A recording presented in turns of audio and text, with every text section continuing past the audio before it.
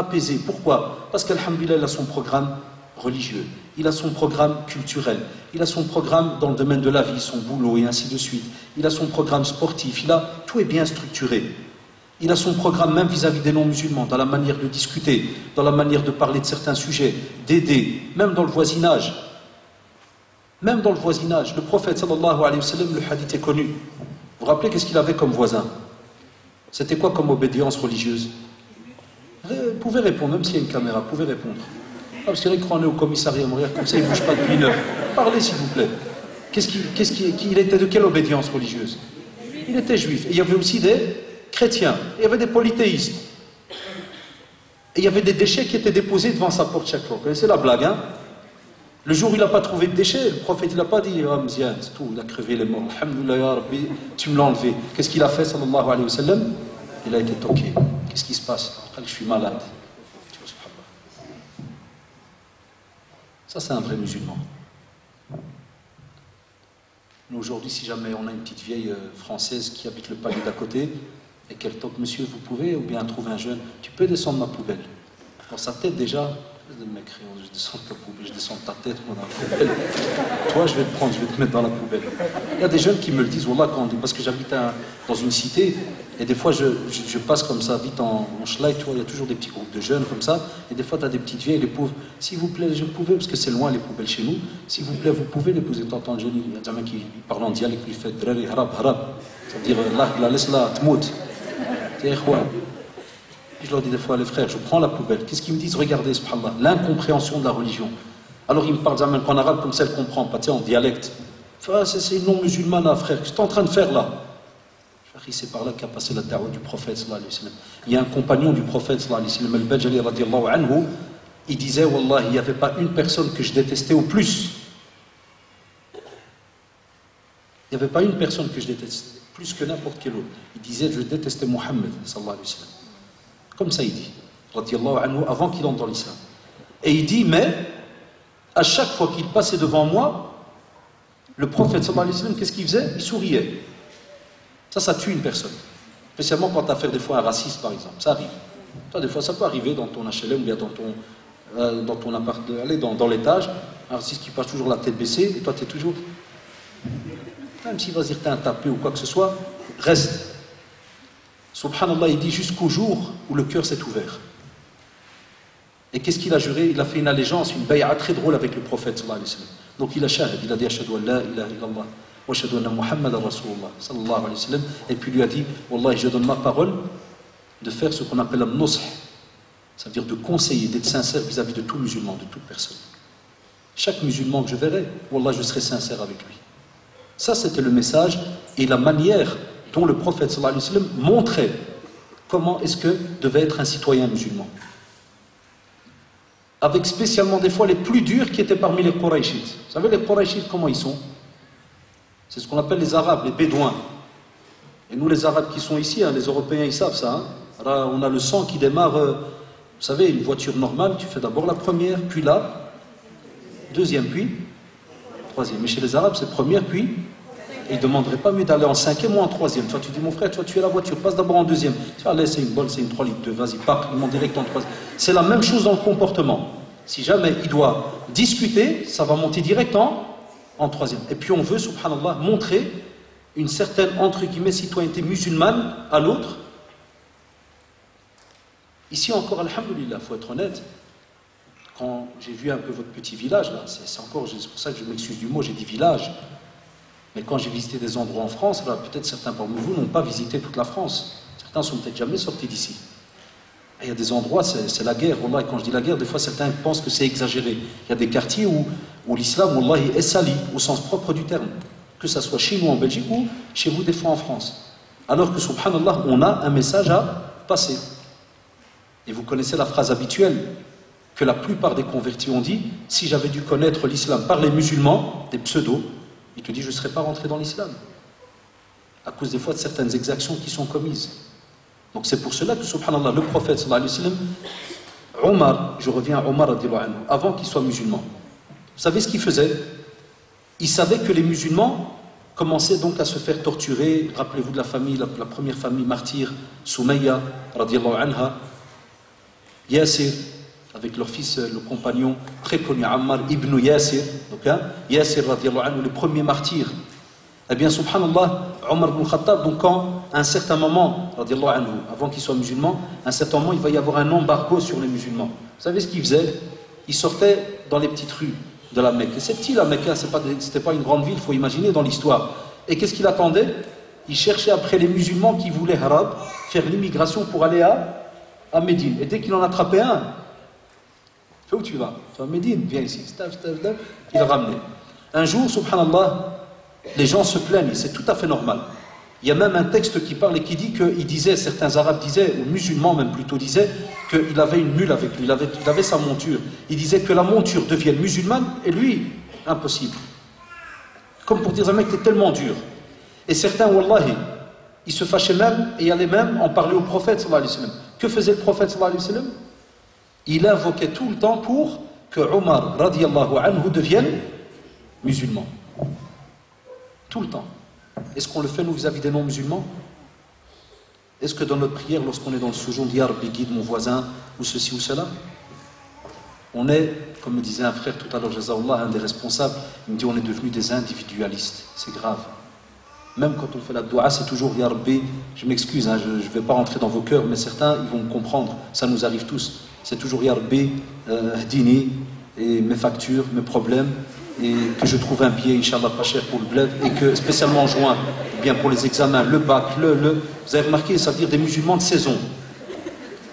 Des musulmans de saison, ça veut dire quand c'est Ramadan, il y a des doigts spéciales Ramadan, puis dès que ça sort, les prières à la mosquée, il y a des musulmans spéciaux vendredi qu'on appelle, il y a des musulmans spéciaux Eid, il y a des gens que tu vois que 3 fois par an, comme les saisons, il y en a 4 par an. Ben, il y a des musulmans, il y en a qui fonctionnent que 4 fois par an, dès qu'il y a un Eid, ou bien un vendredi, ou bien...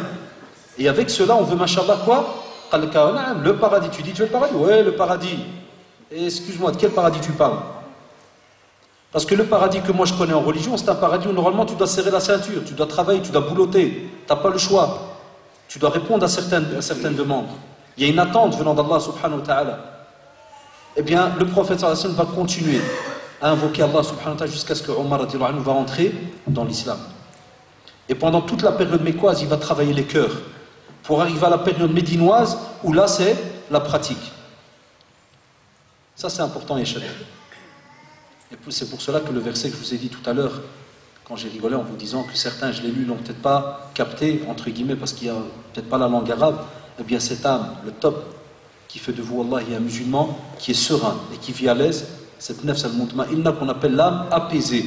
Et puis on lui dira, sors, agréé, accepté par Allah subhanahu wa ta'ala. Imaginez la scène. Tu es dans ta tombe. L'âme ressent des choses, wallahi. Le prophète sallallahu alayhi wa sallam dit que c'est un moment où l'être humain a besoin des autres.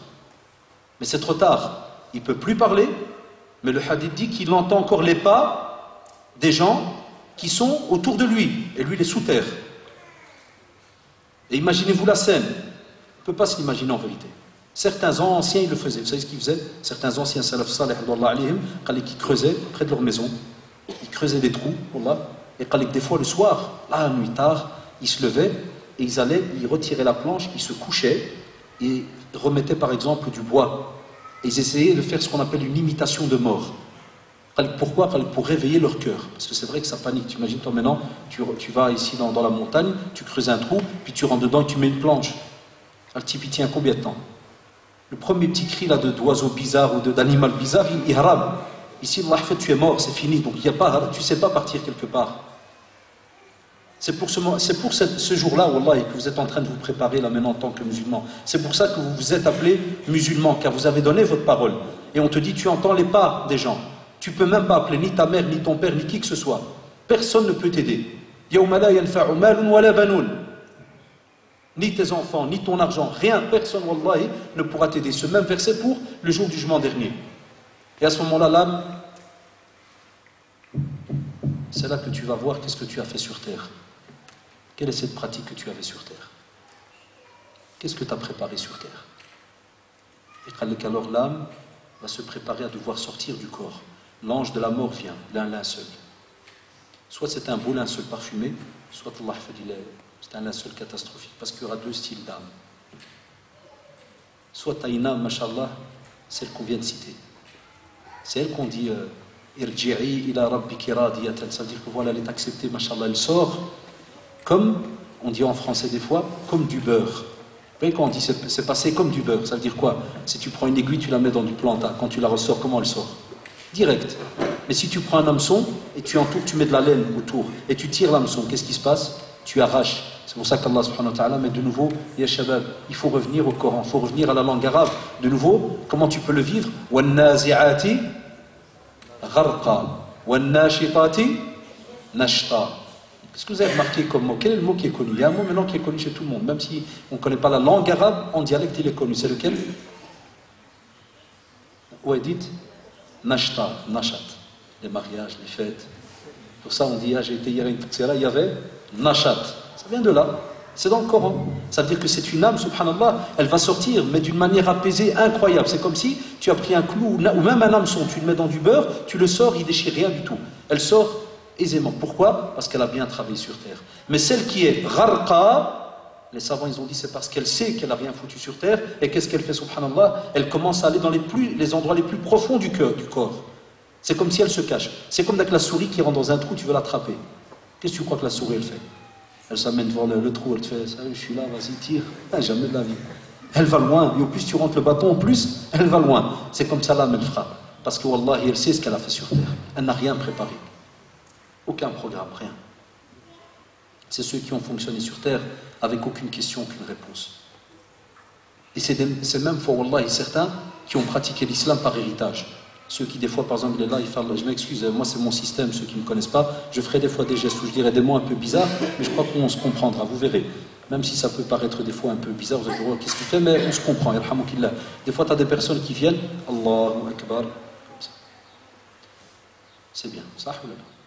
Et puis tu as le deuxième, Allahu Akbar, ça existe ou pas? Et puis tu as le troisième, Allahu Akbar.